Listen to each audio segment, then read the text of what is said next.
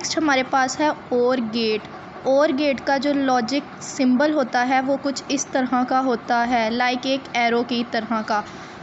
और गेट की 2 या 2 से ज़्यादा इनपुट हो सकती हैं, लेकिन जो इसकी आउटपुट है वो सिर्फ़ और सिर्फ एक होती है।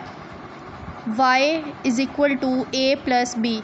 इसकी तमाम इनपुट को जब हम प्रोडक्ट करते हैं तो हमें इसकी आउटपुट हासिल होती है। y = a + b, इसको हम बुलियन एक्सप्रेशन भी कहते हैं। OR gate, if any one of the input signal is high the output signal is high. इस कोटेशन को अच्छे से अगर हम पढ़ लें तो हमारा जो ट्रूथ टेबल है हमें वो बनाने में आसानी होगी। If any one of the input signal is high the output signal is high, मतलब इन दोनों इनपुट में से अगर कोई एक इनपुट भी हाई होती है तो हमें इसकी आउटपुट हाई ही मिलेगी।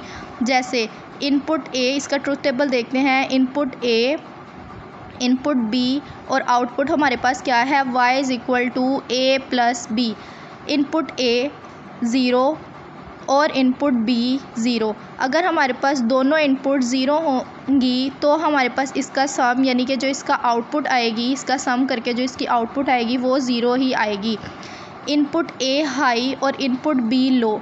हमने देखा if any one of the input signal is high the output signal is high.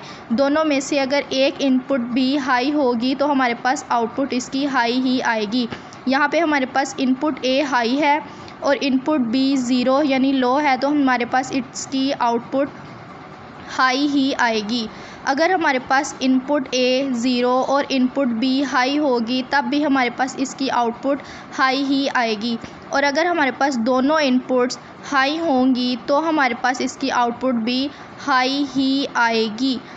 a + b, मतलब input a + b plus input b करेंगे तो हमारे पास इसकी आउटपुट आएगी।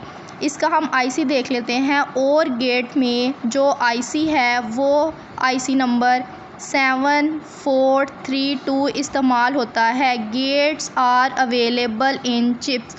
चिप्स में ये जो गेट हैं ये अवेलेबल होते हैं और उस IC का नाम है 7432 IC।